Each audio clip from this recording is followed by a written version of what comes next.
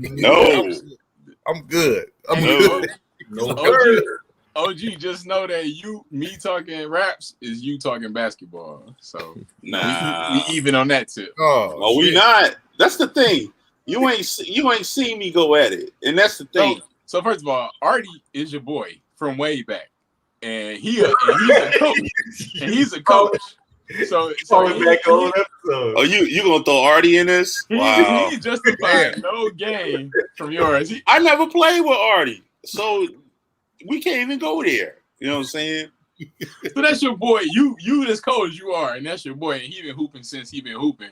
And Yeah, never hooped together. We went give you a little history between me and him. We went to college together, and when I was leaving that school, he was really showing up. So when we used to hoop in the gym, he wasn't in the gym hooping with me when I was in there. So that's a whole different story, my brother. You was in that special gym, I know. No, not really. But to be honest with you, I think like 2 years ago when they came, my homies came here like 2 or 3 years ago. We had plans on hooping because we talked so much shit, but it never fell through. So okay.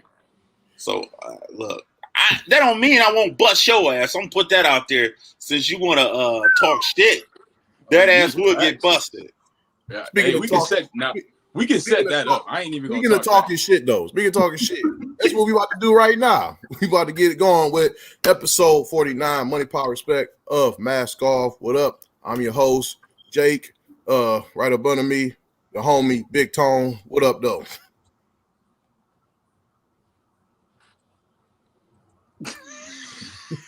Non-verbal. For sure. I felt that. For sure. Right next to him is the young bull, Malachi. What up, though? What's the deal? What's good? Yeah, my week has been a little weird, but I'm here, and I'm happy to be here. For sure. And right above him is the man with the plan, ones and twos, Mr. President, El Presidente. Dan, what's up?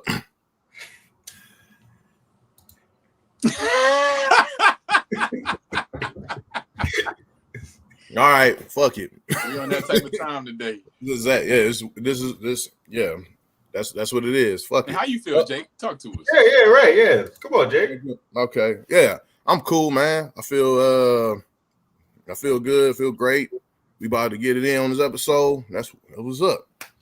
You know, so not too much. We all had a great week and I'm assuming we all had a great week and everything. But let's get right to it. For with Malachi, the homie, motivational minute. Let's go. Yes, sir. So today's motivational minute is about leadership. And with all these motivational minutes, I'm talking to you guys, but I'm also talking to myself, of course. I'm not excluding. So today's motivational minute is a quote that goes, "What you do has far more impact than what you say." I'm gonna say that again. What you do has far more impact than what you say. So a lot of times we can say exactly what needs to be done. We can say exactly what someone else needs to do. And we can say how life goes. We can say all these principles of life. But until we truly implement them ourselves and put that action into use ourselves, it really holds no weight. You're only inspiring other people to shine fully in their light. But if you're not shining fully in yours, you got some introspective looking to do. And like I said, I'm talking to y'all and I'm talking to myself. And it's your motivational minute. Boom. Word. Thank you so much, Malachi, for the infinite jewels. As you know how to say the right thing, man. You sure know how to say the right thing. Yes, sir. You know what I'm saying? Now, I'm just being transparent too, man. You know, it is what it is. You know what I'm saying? It's like you always know. All right, I can only speak for myself. I know a lot of what needs to be done, of what needs to be said, of the right things at the right time. You know, but when yourself need a word, when yourself is in a situation, you got to be able to pull yourself out of that situation on your own. You know what I'm saying? And that's when you standing on integrity. That's when you moving how you really need to move because it's about you first. Yeah. I mean, outside of your stuff too. I mean, that point makes sense because I mean, there's a thing where people are great at.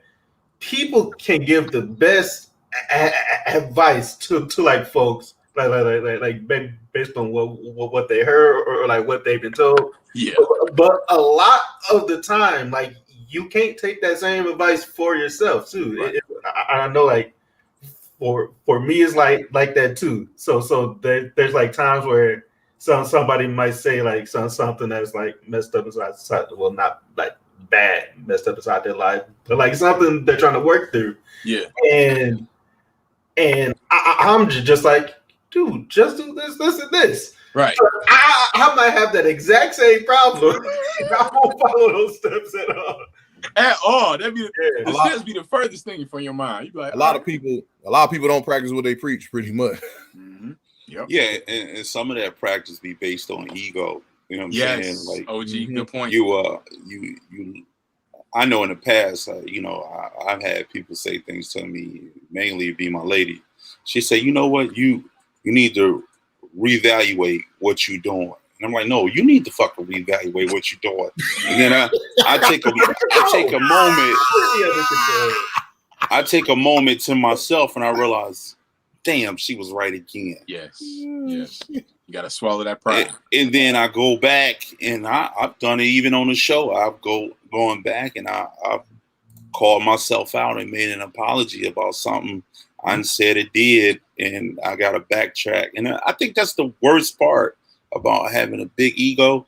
You hate going back, and you hate making that wrong right, because it should have been right the first time, but your ego wasn't permitted to be that way. Good point. And ego, pride, all the same thing. And that's what hinders a lot of people.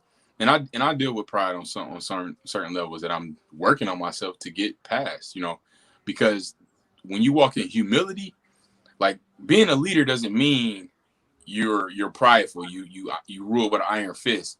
It's being humble enough to know that I'm in this position of power and that people are following me and they're looking at me to make good on the things that I'm saying. You know what I'm saying? And that marks a true leader when they can say it and do it at the same time. And get out of that pride, man. That's a good point.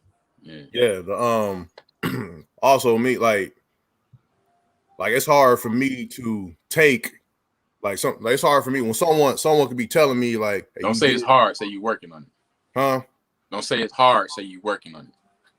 No, you're right, correct. But like sometimes some like people would tell me to try to give me like constructive criticism or whatever, and I'll just be like, and I'll just take it as like man, this nigga going in on me, like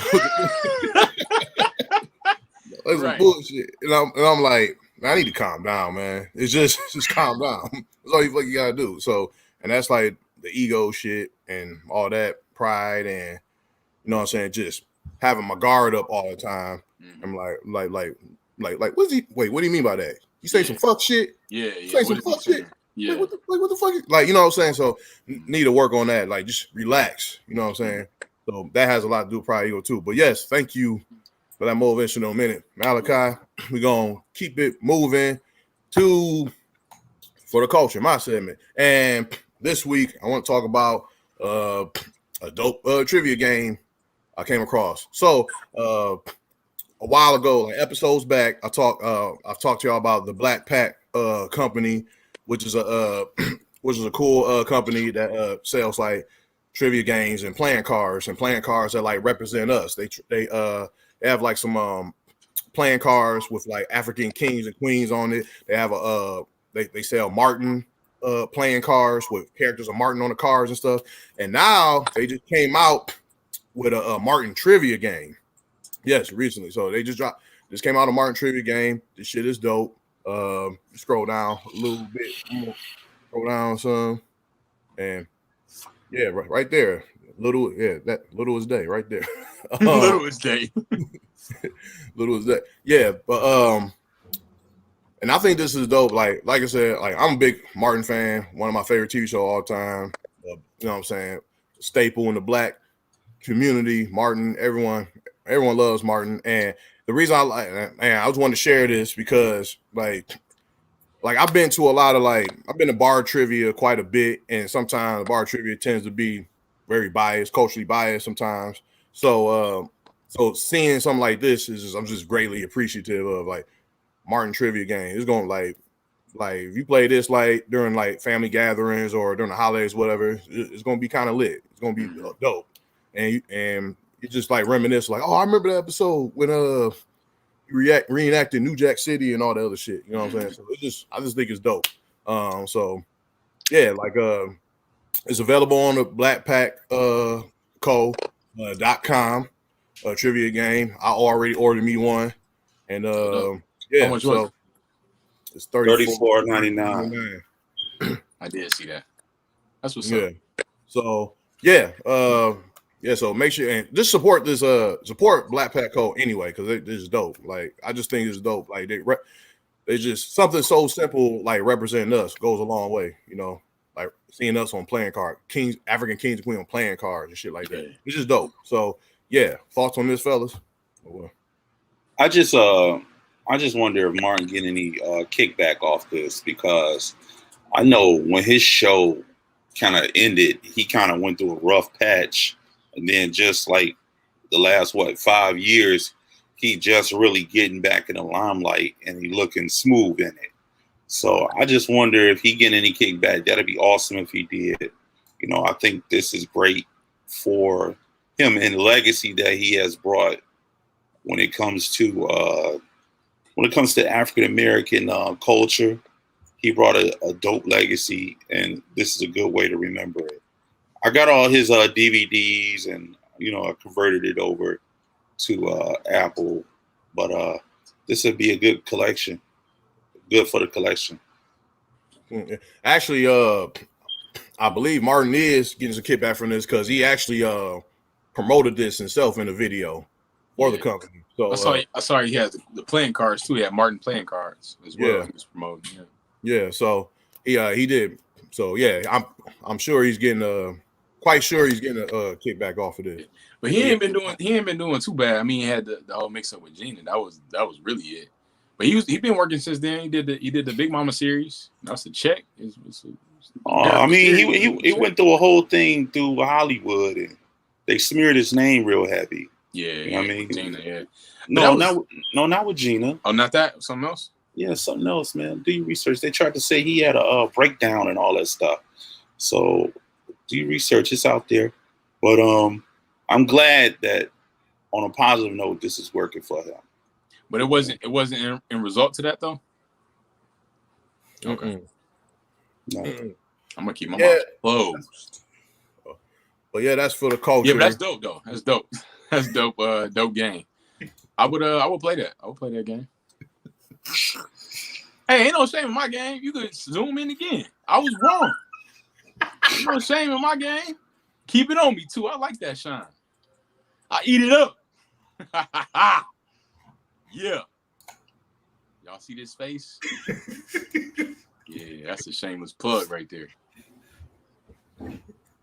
Let's go to the comments, please. All right, yeah, that's what I was trying to do. But anyway, yeah, let's hit the comments. What we got in the comments, y'all? Okay, I'm in the what's this? The Planet Ant comments, and we got Facebook. I think it's Facebook. Facebook with Tom Schultz. Say Tom in the house. Gang time. Gang time. Right. Gang time. Hey, yeah, there you go. There you go. You got to put game time. I'm not putting his slogans on his face. Yeah. Better. Hey Tom, we trying to look out for you, Tom. You know Darren don't like anybody but us on the show. Tom said, "I want to make a shameless plug for myself. I am humble as fuck." Shout out to. There's so many things wrong with that statement. Yes, it is. Tom, you my guy, Tom, but that ain't how that works. Shout out talking about pride and ego being a bad thing, and that's your comment. Tom said I'm humble as fuck. Well, the follow up with that, he says, "I'm going to make a shameless plug for myself on this topic. I am humble as fuck. I have zero ego." So he doubles down on that. So also Jennifer Horn. Shout out to Jennifer Horn. She in the building. She says, "Hey guys." Tom also says Martin Trivia Game. That's amazing. Jennifer saying, "Hell yeah." He said also drop that link in the chat. Graham Leslie's here. He says, "Team Tom, but no slogans." And shout out to Tam White. She in the building. Happy Friday, gentlemen. Happy Friday, Tam, to you. Thank you, Graham, for finally protect the show in the comments, y'all. Thank you, Graham. For Hey, game time. I'm with you. I need a team, Graham. We got DJ Touch. She in the building as usual. DJ Touch in the motherfucking building. Shout out to DJ Touch. She said, "Good evening." What it do, DJ Touch? Then we got in our YouTube chat, we got your favorite boy, Dan. We got your home skillet biscuit. Von Wink, he said 3 weeks to a year. I don't know what that's on. According to the Federalist Papers, no one can be a fit judge of his own situation. He back on that bullshit. He disappeared, then he come back with the dumb shit. He's talking about you can't be a good judge. Like stuff like you can't give your own advice like to yourself. I disagree with that. I feel like it's hard to, because it's, pride gets in the way when you talk to yourself, but it's possible. Like, it's possible. You have to honestly have conversations with yourself though. Yeah, say them out loud. Like, man, why are you feeling like this? I don't really know. And then you got to talk through it with yourself. You know what I'm saying? And be honest with yourself. They got medicine for that shit too. Nah, if you talk through it, you won't need the medicine though. You know what I'm saying? Some people are only looking for someone to tell them what to do and don't care if their chosen leaders are following their own advice for being hypocritical. That's true. He said, "What's the over under? What's the over under on how many times the word dope is going to come up this week?" Well, sure. Back and at it, man. Yeah, I feel like he might be on to something too. He lighting it up. He might be on to something. He came back. Yeah. Dope will be said a lot. It's not this episode. It's out of this episode. It's gonna be a lot of dope shit. Gotta be a lot of dope. Hey, give us a counter, Von. We know you like to do that. Count it up for us. I say over 20. I give it over 20. I'm doing my best not to say the shit this weekend. If he gonna do that, I'm gonna do my best not to say it. That's what we got rocking though. I'm gonna say it more. Right, me too. Also, before we go, I just want to begin with. I thought this was funny. I wanted to say this before we go. First of all, Tam says, y'all looking like if the original Boyz II Men had more flavor. Hey, Boyz II Men. I don't know what he said. ABC, BBD. Hey, what was that? You show your age, son. You show your age. Hey, I'm good to be the young bull, man. He said DDD. Boyz II Men, ABC, BBD. That's what BBD? Yeah. Belle Biv DeVoe. Belle Biv DeVoe. ABC, another bad creation. Yeah, Mike Bivens from Belle Biv DeVoe discovered them. Oh, you gotta do the research, baby. I ain't doing research on that, OG. Chill out. Gotta do the research. That should be yeah, you always saying the word of the week. The research. Do your research. Yeah, he said do your research. He said do your research like 10 times already. Instead of OG just saying a quick line of the fact, like it'd be one fact. Just like, no, do your research. It's just one sentence. Like you can boil down what happened in one sentence. Like, do your research. Do your research. They look it up. Mike Bivens discovered Boyz II Men. That's it. That's it. Do the research. Search. Just type in ABC. What is it? DVD. I don't want you to be somewhere and you say that shit again. BDB.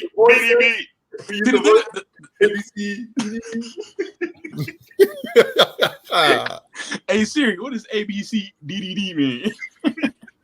You gang raped that whole verse. The whole verse, or was that the ending tag? The whole little joint, little tag. Man, but the thing about me is I am not afraid to look ignorant. So I'm gonna say the stuff that I feel like it is. You just following up off your motivational minute, bro. Yeah, man. I just said I'm not scared to not know, is what I mean. That's what I mean by ignorance. I'm not scared to ask or to say something that's wrong. You know, and if you get corrected, he is like, all right, I got corrected. I'm cool with that. Yeah, that's what happens. Yeah. Everybody don't know everything. Players mess up too. You feel me? Yeah. So cool. Let's keep it moving though to our group discussion for this week. So we talk. Excuse me. We talked about right. What? Come on, Jake. You know what's up. Wait, what happened? Why y'all saying that? Group discussion. Oh, my bad. Damn. Group discussion. This was supposed to be you, but you're right.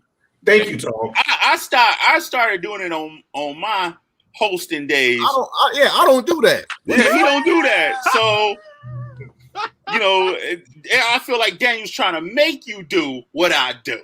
God damn it, El Presidente. He hosting. I don't do that.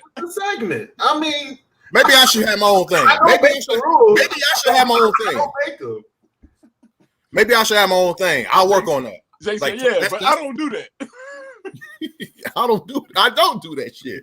Like, what you want me? I'll come up with my own thing. I ain't gonna hold the fuck up, because I didn't like the way that sounded. I don't do that shit. Right? No, that's not shit. That's me introing the group discussion. Hold on, motherfucker. I'm the one who said, I was the first person to say I like that you did that. They was kind of hating on it at first, the first time you did that shit. But you just said I don't do that shit. Damn, with the cuts. I see you with the cuts. Like, yeah, you right. You peep gang. Daniel low key instigating. You know what I'm saying? He low key instigating. You know a nigga instigating when he don't say nothing. He just nod hard and you be looking back and forth. Okay. Right. Oh shit. All right, let's get it popping. All right, yeah, let's get it popping. So, some episodes back, we talked about hip hop in our 73 to Infinity episode. This episode, we want to get into the business side of hip hop and the impact on the culture and everything. So, this week, we're gonna talk about hip hop as far as like how like record sales and streaming, how that's impacted the culture. Talk about like keeping like you know what I'm saying, staying true to the culture versus being mainstream, and also some of the biggest entrepreneurs came from hip hop. So we're gonna talk about that. And the first thing we want to talk about is like streaming. Streaming is that's taken over the whole music industry pretty much, but it's made a lot of stars in the hip hop culture. I'm gonna shoot this to what? Well, go ahead, Dan. Yeah. So streams have made like a lot of new stars, a lot of SoundCloud like rappers did like make it big from it. So like they got a lot of fame from it, got a lot of stuff on social, but there's not a lot of cash in streaming. Like they don't really get paid like they used to. So and like they used to is questionable too. I'll toss that one to you Tone and Jake there as to there's been a lot of horror contracts from the start of hip hop to like we saw inside the TLC documentary, and like we've continually saw it where people get fucked. So yeah, with streams they found new ways to do it, but that's been here since the start of it, right? Streaming, but it wasn't popping like it was now. And record sales? No, streaming. Oh yeah. Streaming, and that's what it has transitioned from people buying physical CDs to just stream that joint. And there's a lot of platforms, like you said, SoundCloud, Spotify, YouTube. They have created a lane for independent artists. That's what I can say. Is that it's created a lane that you don't have to wait on a record label now. You just get in the booth, lay your track down, and boom, you throw it up on Spotify. You throw it up on YouTube. Throw it up on what's the other one I just said? Yeah, Spotify, YouTube. Anyway, SoundCloud. Yeah, SoundCloud. So it gave it gave a lot of power to independent artists. That's true. Like you take Young Dolph, for example. He's a major independent artist, and he came up by just posting his stuff. You feel me? Just posting it, and then eventually you pop, and then you get that buzz because artists they get with a record label because of the money that they can put up front to produce the album and the recognition of the being signed to that label.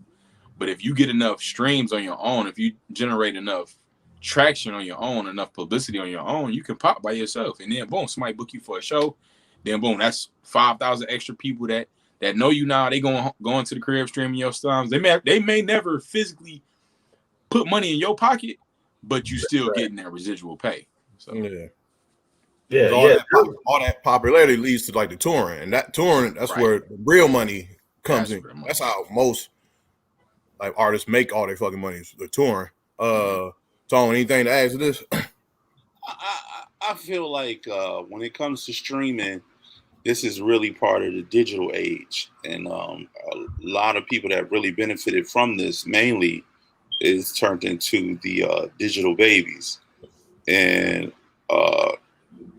I've recently been watching like this thing on National Geographic. It's called Genius with Aretha Franklin, and how she was she told her story how she got her own publishing and all this stuff and her credits and everything like that. And I think today with streaming, that helped.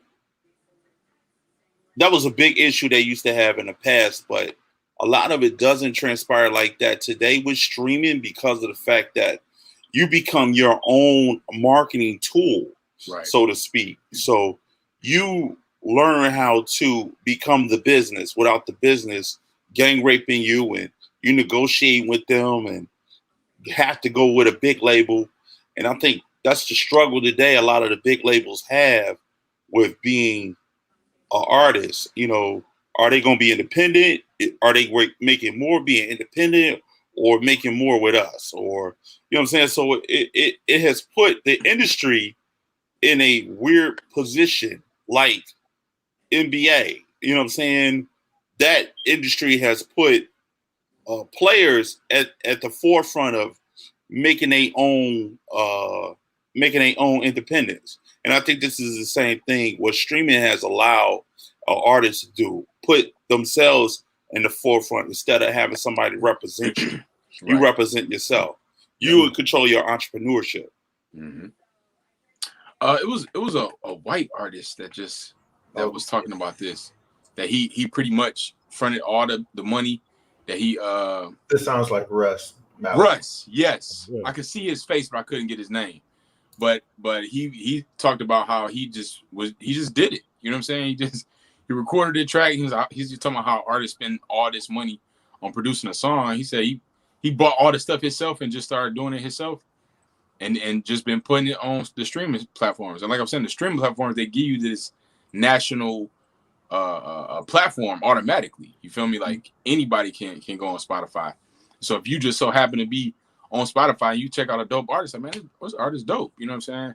And so it's this guy I follow called he got a group called Group 82, and he teaches artists on how to be independent and have their own music. And I never heard of him as an artist, but I see what he's doing and the streams that he has. He was like, he made like #1 on iTunes one time.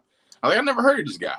So now he teaches independent artists how to be independent, put their music on these streaming platforms, and get their own bag. So, and kind of the flip side of this, I talked about this with Anita Baker last week about how she's struggling with being able to get her own publishing and her own rights to her own music because the label own that shit and they streaming her music, and she's telling people to stopped streaming her music. You know what I'm saying? So it's like, hey, this is for the culture. It's for the artists. And I know we talk about hip hop, but we talk about music in general. Like, yo, if your favorite artist is not getting the residuals from something that they did, that's a problem. You know what I mean? So it's a flip side to the streaming thing. It's used as a tool for the record label. It's used as a tool for the artist. You know what I'm saying? And when those two don't intertwine and connect on what the business is supposed to be, streaming takes a weird position in either the sales go up for streaming or the sales go down, because really this is what the digital age is. No one got no CDs and no LPs anymore. Everything is pretty much done off what you stream off not social media, but off the digital platforms that they have. This new stream world too. Like you always saying, it does lead to more people. Like the people who succeed in it are the ones who think of themselves as like a full brand, and like they work to like go towards that too. But like there are still folks that just like care about the art there too. So like there are people that just they rap well, or they sing great, or they got the look, they got the flash in that, and they just want somebody to like help them build that too. And then like that kind of leads to, all right, what should that person do? Should they just stick like straight to solely their art, or like should they start to hear the church hurts inside their ear to like go mainstream or like go pop and all of that? Well, yeah, speaking of that,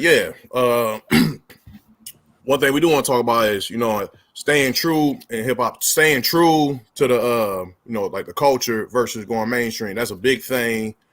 That's a major thing that's like trouble in hip hop, like your street cred and like all these guys, they what I'm saying, staying true to the culture, pretty much like talking about actual things, important things, and like in the community and consciousness and stuff like that, versus just making hit records. You know what I'm saying? That's just and hit records that talk about a lot of party and bullshit and stuff like that. So that's one thing, that's one big issue within the culture. I'm gonna shoot that. Dan, you got something to say? Not much, but there was still just talking about trying to stay true versus go pop. That's a constant back and forth. I personally think the best one is learn how to do both, but trying to do both is like really hard to do. The one name that like pops up for me is Wiz Khalifa. Like as soon as he made that Fast and Furious track that like stayed at the top of the charts for like the whole year, I haven't heard anything from him since. Wiz has been gone since he did See You Again. No, he been dropping singles. He has been dropping singles. He did a track with FDB Pac-Man. He did a track with him. He did a track like a few months ago that's the numbers look pretty good on YouTube. So he been dropping singles. No projects, no mixtapes or albums, but he been dropping singles. But I know what you mean. Like once you swerve into that pop lane, it puts you in a different category though. You know what I'm saying? Because more people like that sound. It's like, wow, look at you listen to this guy. They may not go back and listen to all his rap stuff, but that's another person that they can now connect to, which is another dollar for them. No, really, that boils down to money making. When you just got black people listening to your stuff, it's just black people listening to your stuff. But if you can cross over, that's really what it is. And you got white people, Asian people, you got all these other people listening to your stuff. That's where the real money come in. Let's look at a prime example. Let's look at MC Hammer. MC Hammer, when he was talking about some pump it up, get to, you know what I'm saying? It was cool. But once he talking about, he started going nationwide, you know what I mean? He started getting commercial deals. He started getting a cartoon.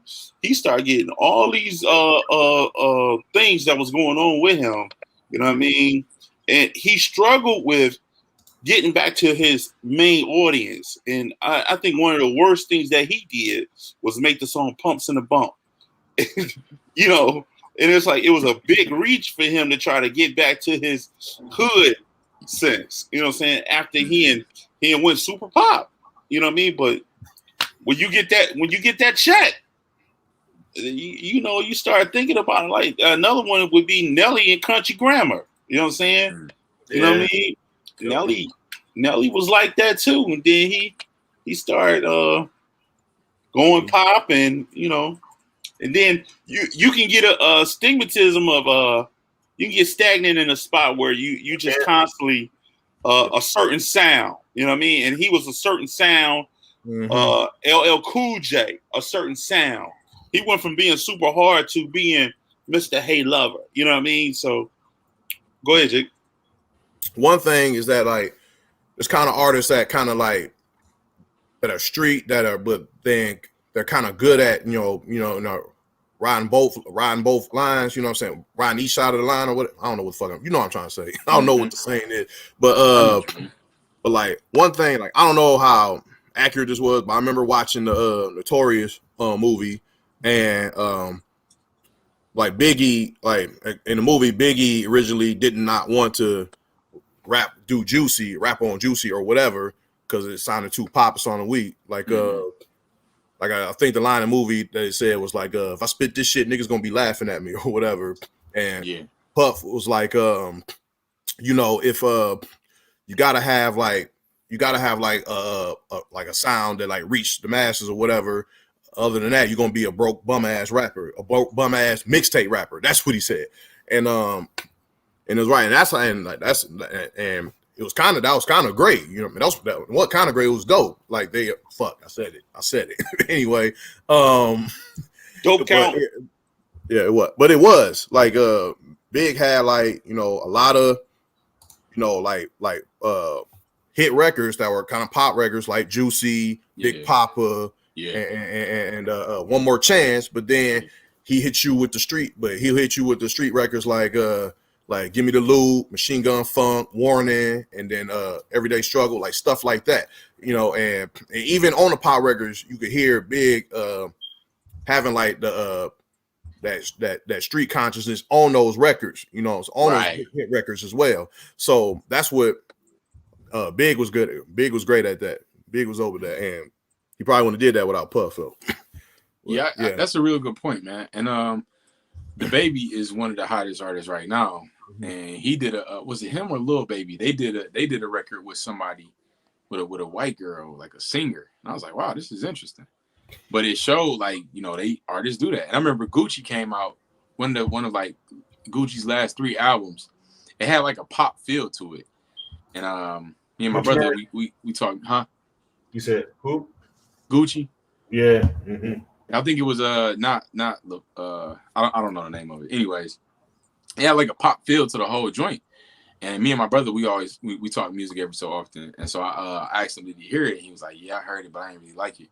It had that cool vibe because my brother like hard hip hop, And I was like, yeah, but I sort of liked it because it was different. You know what I'm saying? So I think it is important to kind of play both lanes authentically, though. Go ahead. Yeah, but I think too it's hard to play those both lanes because some things will roll over and some things don't. Like, right. I'll give you an example when Bone tried to do it. You know what I'm saying? They went from East 99 to If I Could Change the World, some shit they was doing, and they lost.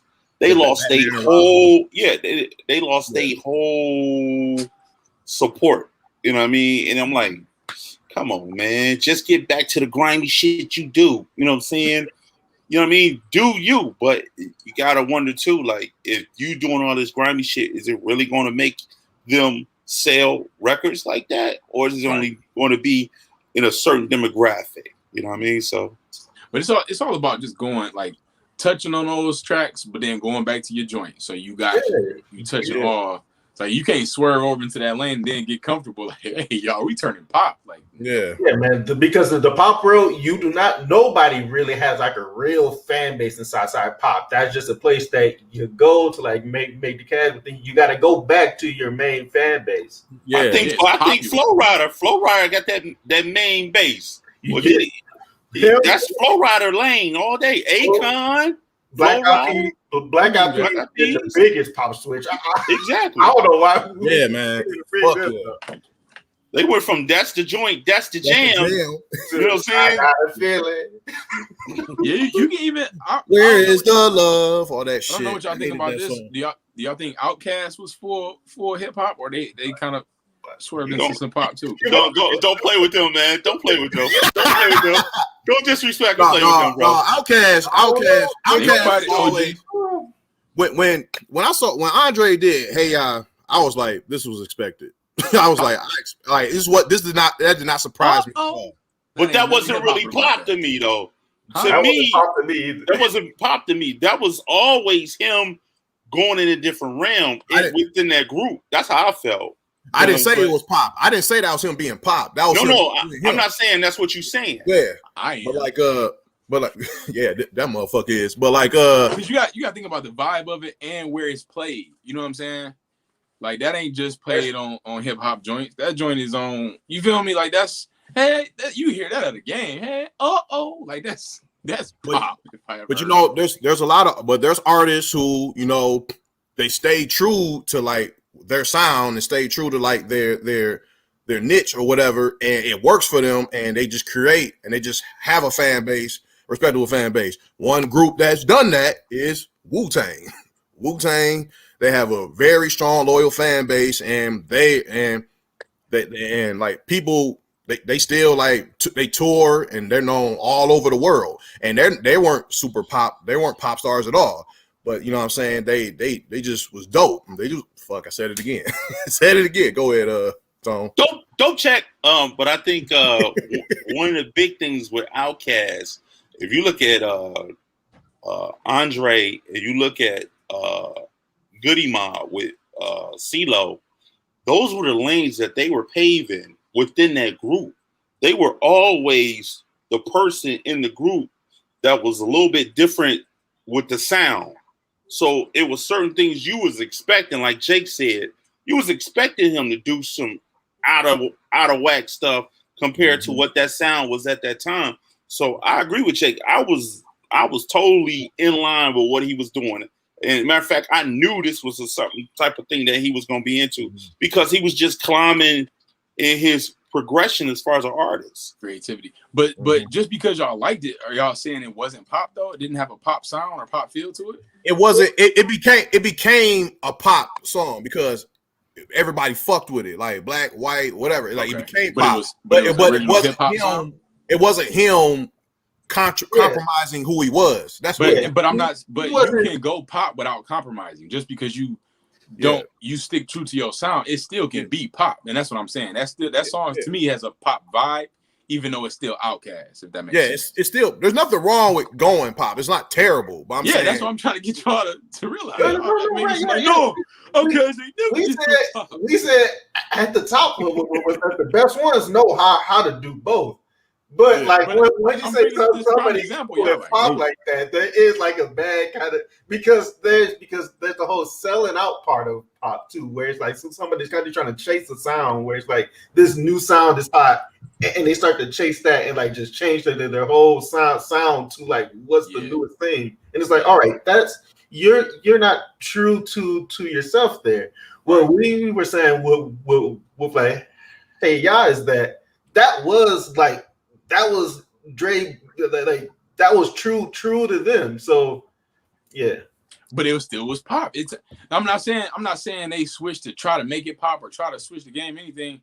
But that song has a pop vibe to it. It's got a popular. It's got a pop feeling to it. That's true. I'm just saying you strictly go off the tone of the song, the vibe. It ain't a hip hop jamming beat. It's a pop song. One thing I do want to say is about my favorite rapper, Currency. He's not really regarded in the main light. You know what I'm saying?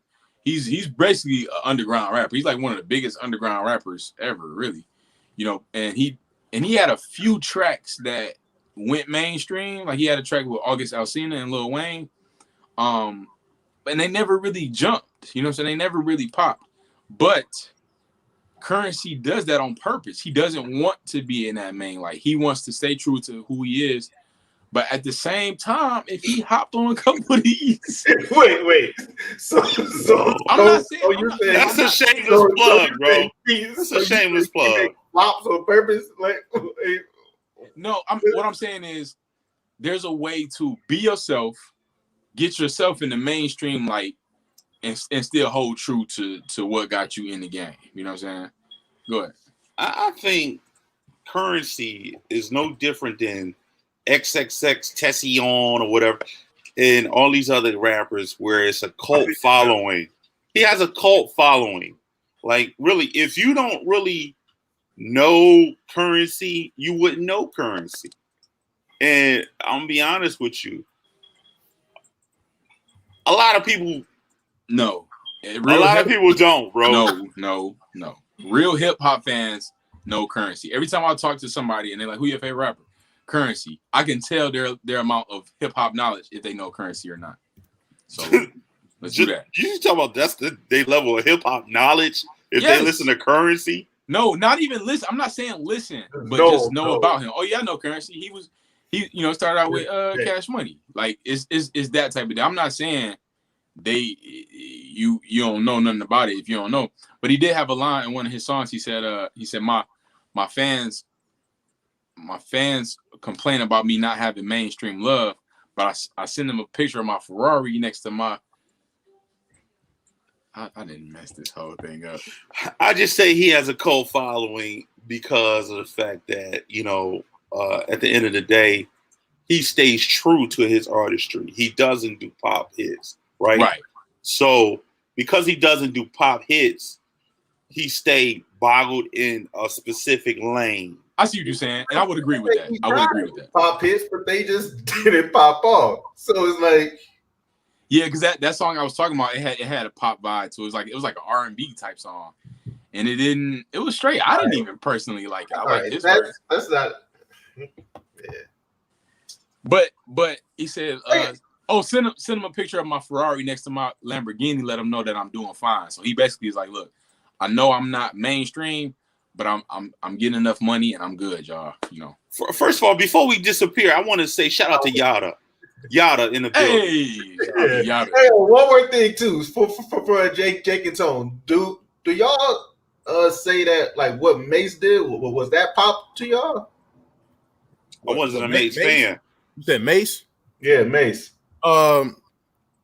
Yeah, pretty. I mean, it was pop. It was pop, but it wasn't him trying to be pop. That was just him being a Harlem nigga, the jiggy shit. You know what I'm saying? That's what I thought.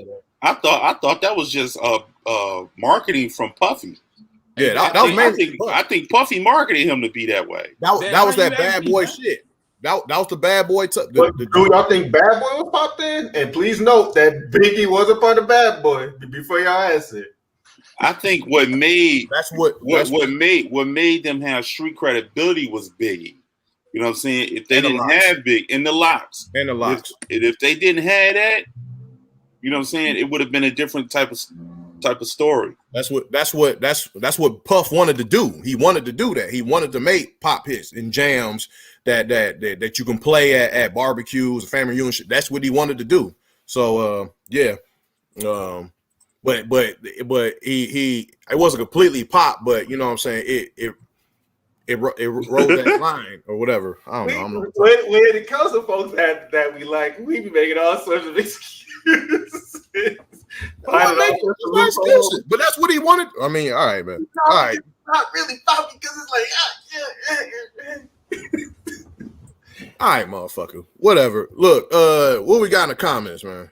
So I don't know what's going on with the Planet and Facebook. Planet and site. I don't know what's going on with that, but the Facebook, but in the Planet and YouTube page, our buddy Von Week has been added. You know, he's been consistently saying stuff like on a 917, 919, 919, 928, 931. and he's the only one out of 4 people that's in there who is going hard. I'm gonna give you a couple of things that he's been saying. He said, "You're also biased in your own favor." I guess he was talking about Malachi. I'm not sure. 40, but someone else will have to count it because I haven't been counting. He talked about dope. He says 52 weeks in a year. This is episode 49. Interesting. Von Wink also goes to say, "Are you really a..." Hold on, I want to hit a couple spots. Are you really a major artist? If you had to tell people that you're a major artist, he says, the stuff that sells is what finances the lifestyle, and whatever causes the artist choose to support. He comes at you directly with this statement. Jake, Notorious is a movie. Your assumption should be that it's fictionalized. Movies are intended to be history books. Well, I said before I fucking said that, I said I don't know how accurate this is, but it makes sense because Puff has said that in interviews before, not particularly about that moment, but about the sound and the music he wanted to make. So one more quick thing. He came at Malachi too. He said, "Doesn't Malachi using knowledge of currency a limited test display biased toward currency?" You know what? We haven't said this in a while. Fuck you, Von Wink. Fuck you. Hello, brothers. Conspiracy brother. Yes. How you guys doing today? We're good, man. We're great. Sorry. Told y'all I'm working on myself. What you got for us today? Yeah, I see that you guys are talking music. It's funny that you can talk music without me, the conspiracy, brother. How can you talk music without me? I am the self-proclaimed GOAT. Now, I'm not an artist. I am not a rapper. I can say that now. I do have bars, though. Not prison bars. Because my eyes are open. But I, myself, have created a label. Yes, I have my own recording label. Some people call it a record label. I call it a recording label because that's what we do is record. We don't have records. We just record. Anyways, down at Conspire ENT, which is the name of my label, we record. So you come in with this label, we putting bars down, right? All bars. And they getting laid. The bars are getting laid like gold. Because all we do is fire. Like this flame. When do we know Bobby bars? See, I'm actually going to reach out to Bobby Bars to sign him to my label because what I noticed in this music industry, there's a lot of evils. And if you put a D in front of that, it means devils. There's a lot of devils in this industry. And they try to prowl and conspire on black artists. And they try to exploit these black artists out of their money, out of their streamings, right? So they don't get the same proper due money that they are supposed to receive. You got Aretha Franklin, one of the GOATs, a legend. Rest in peace. Been in Shane Park yesterday. Rest in peace. So because she's such a legend, she is asking people to stop streaming her songs because she ain't getting paid. So me, I said, look at this. This is a hypocrisy. This is a straight democracy. This is a straight hashology. Tone, please correct them on who you were talking about last week. I don't think you're talking about Aretha Franklin. I think you're talking about Anita Baker.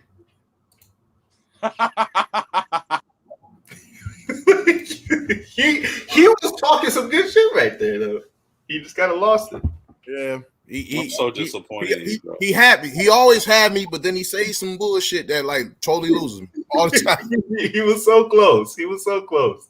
He never like locks me in, but he always loses me with some bullshit. But whatever. Shout out to Conspiracy Bird, where the fuck he went, or where the fuck he be coming from. Anyway, let's hit our quick hits. These quick hits. Let's talk about this whole ass nigga Derek Jackson, relationship guru, exposed for cheating on his wife. Tone, go in on this nigga. Man, I'm gonna be honest with you. This dude is a complete joke. I used to see him on Facebook, and I used to be like, you know what, whatever, dude. You know what I mean? And the information he would give the women, you know, it was information that these women they flocked to because what it did was give them this false reality that he's this great dude, and it's a lot of great dudes out here. I'm not discrediting that, but this dude is definitely not one of them. You know, he got caught up with being a serial cheater. He'd been cheating for some time, for 12 years, he said. So, what you said? Oh, I missed the 12 years part. Yeah, he been cheating for 12 years apparently. And the bro, he went and started talking about, you know, him and his wife. This was something in the past that they got through. Apparently, the side joint was coming out, and she was about to expose him. So you know how they do. They say you need to get in front of this before someone else has the narrative. So he came out with his wife on they did like a little not a show, but they went Facebook Live, and that's her with the bonnet on and whatever, and he basically with the bonnet. Yeah, he basically was pretty much saying how he did some things and they worked through it together. So then this dude doubles back and do a reaction video of him and her doing this video. And then he started talking in third person like, yeah, you know, I wouldn't really necessarily think that this guy has something to work on, but he got a lot to work on because he admitted the things that he did. So he's holding himself accountable. And I'm sitting there like, damn, nigga, you talking about you? How you gonna third party yourself in this thing? So I think he's a nut, super noodle. I feel horrible for the lady because there's no reason why she shouldn't be in this. You know what I'm saying? When he did all his other videos, I never seen her. But now the nigga got caught cheating. He paraded her out there. And I think in some cases, some women want to be seen too. This could be a case where she wanted to be seen to let all them women that he cheated with, bitch, I'm still here. You know what I'm saying? So, I don't know. He's a super noodle. You know what I mean? He's a nut. He's a super noodle, and I'm not with him. You know what I mean? But this also goes to that thing we was talking several weeks ago about how when we put a lot of emphasis on these influencers, what they do, they either let you down, they build you up and let you down. And this is a common case of that. This also goes back to what Malachi was saying earlier, when you gotta like make your own advice and shit. This motherfucker literally did not practice what he be preached to all the people that follow him. Let's keep it moving. She had to wear that bonnet. Next joint, Colorado shooter, another crazy motherfucker, super noodle. Dan, you wanna take this one? Yeah, so most of the time, like around this time, when it starts to get warm, you know, like the right wing and Fox News like to talk about, oh yeah, the Chirac is about to start to shoot up again because it's warm. Well, right now it's warm and it looks like the dudes with the big machine guns are back out again too. This was the second like mass shooting in like two weeks. 2 weeks here. This one was inside I want to say a shopping like store. Killed 10. This this is hard to keep up with, because it was like there was just because they were back to back there. The main news point that they're trying to make is like they're trying to say that we need to put like this new ban on guns, and like we need to really talk about our gun control stuff again.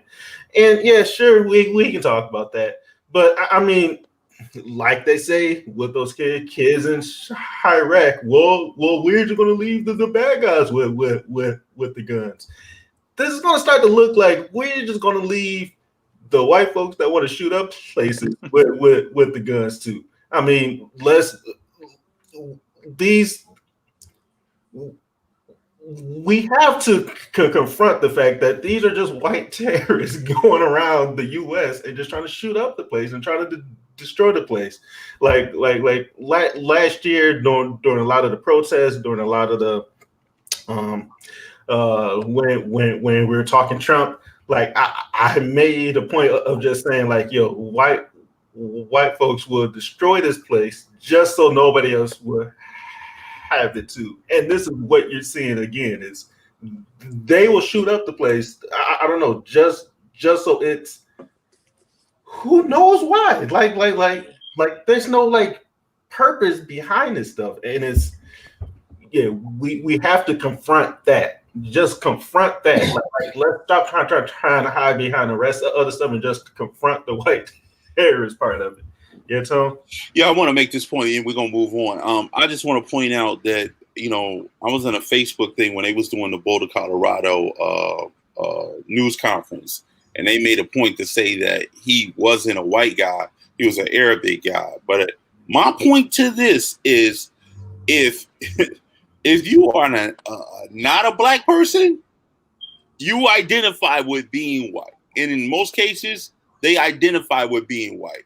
So a lot of these practices, they did the same thing with him, where they said that he got mental health issues. They didn't talk about anything. They hid a lot of shit. But if your ass is black, number one, your ass would have been shot dead. And number two, they would have talked about his whole rap sheet, the time he got bullied in school, and he fucking got peed on, and he went back and fucked somebody up after he got pissed on. He threw shit at a nigga because they threw piss at him. You know what I'm saying? They would have told all that. All of that. Yeah, plus, they don't know the most with this guy. Yeah, let's state the fact that that they learned that he's not white, but that's a whole thing too. But they learned that he's not white once they got him inside jail. While they were there, while they had the gun inside his hand, the guy showed to look like a white guy. So like they treated him as such. Yeah. Freeze. Is he black? Yo, you know what? I can't stand the fake outrage too. When you mention stuff like this, white people now are doing, come on, man, that's the stuff that's stopping us from being together. When you point out shit that they do, they throw it back at you, talking about you're being the racist. No, I'm bringing light to the shit you do. That's what it is. But let's hit our next quick hit. LeBron sprained his ankle, gonna miss 4 to 6 weeks. It's fucked up. Malachi, take this one. Yes, sir. My favorite player in the NBA was on the road to win his 5th NBA MVP award in year 18, but father injury came knocking at the door. Yeah, I'm not concerned. I am disappointed that he won't get his MVP. And what's crazy to me is he's been in the MVP conversation all his career. He should have way more MVPs than this. He only has 4, which is really ridiculous. He's been the best player in the league. He's been the most valuable player in the league since he came in the league. I don't understand how he only has 4, but they don't want to give it to him every year because that'd be cheating, I guess. Whatever. Anyways, I'm not concerned. LeBron, take your time, get back. The Lakers are probably going to take a little slide in the standings. They're at number 4 right now. They're probably going to drop down to like 6, 7. They might even be in that play-in tournament when it comes towards the end of the year because Anthony Davis is out as well. But I'm not concerned. The Lakers are going to repeat this year no matter who comes out the West or who comes out the East. LeBron is getting his 5th ring this year. So let's get it's just a bad picture of my man, too. Man. Thank you, Rich Paul, Malachi. You welcome. Oh, yeah, sign me up on the team, my baby. But that's it for our quick hits this week. Let's hit the comments one more time. Is there? I got Von Wink saying that maybe Conspiracy Brothers spoke to Aretha Franklin doing a seance. He just might have. He was delivering a message. I don't know, but I think he was delivering a message. And he also corrected Jake. No, I think Daniel was a supermarket. Yeah, supermarket. Yeah, it was a supermarket. Yeah, I mean, they constantly trying to shoot up places. It's hard to keep track. It's hard to keep track. And what made it so bad, it was like a week after another shooting. You know what I mean? Ridiculous. Yeah, it don't matter. Wherever a lot of people are at, they gonna shoot that motherfucker up. Yeah. Anything else, guys? Yeah, DJ Touch, he said utterly ridiculous. The police spokesman, whoever he was, said the shooter was having a bad day. That was the one before. That was the one in Atlanta. Which goes to the point right here. Having a bad day, and then you're gonna take some people's lives. Yeah. That's all we got. Thanks for everybody rocking with us. She wrote this. I didn't see that one. Awesome. That's just a fraud. Derrick Jackson is a narcissistic fraud. I hope his wife leave his ass and take most of his finances with her.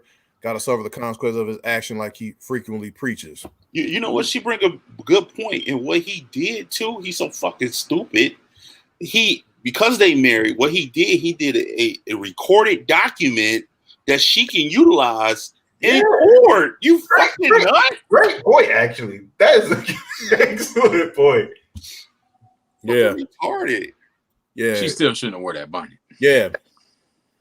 Yeah, but she ain't the super noodle in this. So, but you know what though? Hold on.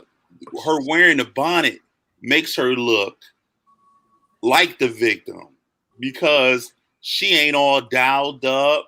She looked like she been going through it. I think that bonnet is working to her favor, bro. But let's shit on the bonnet if you want. Let's move on. I don't want to talk about this nigga no more. Let's move on to the gym of the week. Tone, take it away, please. Hip Hop Undercover, as you know and you see, it's on Hulu. Have I watched it? I'll be honest with you, I haven't. I don't get into all these hip hop shows. You research. You know what I'm saying? I don't have to do research on this, brother. I'm telling you, I am hip hop. So, all right, this is a great show that's on Hulu. You know, I've seen clips to the show. I have to say that the documentary itself, it covers a lot of people on there. They got what's his name? Haitian Jack, Big U.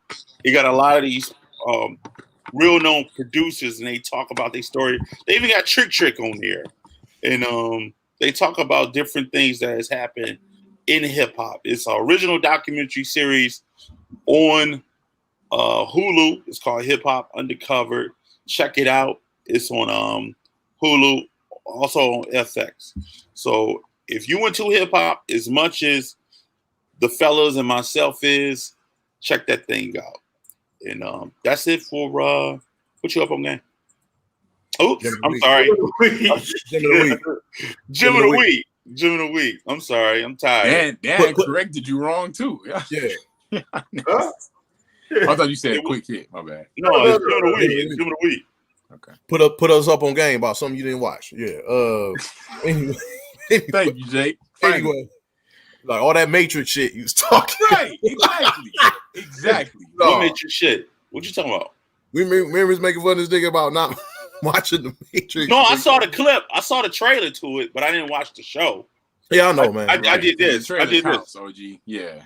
Anyway, that's our show for this week. I saw a snippet of Money, Power, Matrix. Respect. That's our show for this week. Money, Power, Respect, episode 49. Thank y'all for rocking with us. Any last thing to say? Any last thing to say, fellas? Tone? Do your research. April 17th, Dear Future Husband, premiere. Be there or be square, your boy in it. Don't you want to see me do my thug thizzle? All right, then. I don't know what's up with Facebook, man. But they got to get their shit together. You know what I'm saying? We blowing this bitch up. Also, that's a plug. If you on Facebook and it's not working, come to the YouTube page and you can see everything we done on the YouTube page. That's Mask Off YouTube page. Come there. You'll see all our episodes, everything we have done. It's all compiled there. Check us out. You know what I'm saying? And also everybody that's been rocking with us, that's on Planet Ant YouTube and that's on Planet Ant Facebook. Bring your ass over here. Mask Off Podcast, no spaces on YouTube.